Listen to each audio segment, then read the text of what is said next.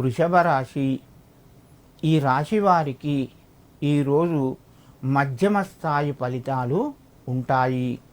రావలసినటువంటి ధనం కొంత ఆలస్యంగా వస్తుంది. ఉద్యోగం లోపల కొంత ఒత్తిడి పెరిగే అవకాశం ఉన్నది.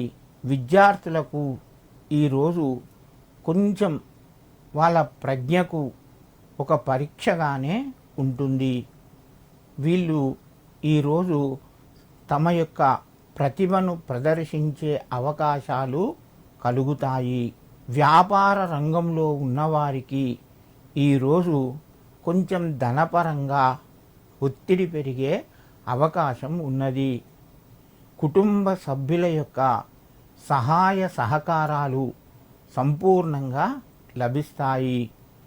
మిత్రులతోని మధ్యమ స్థాయి సహాయ సహకారం పొందుతారు.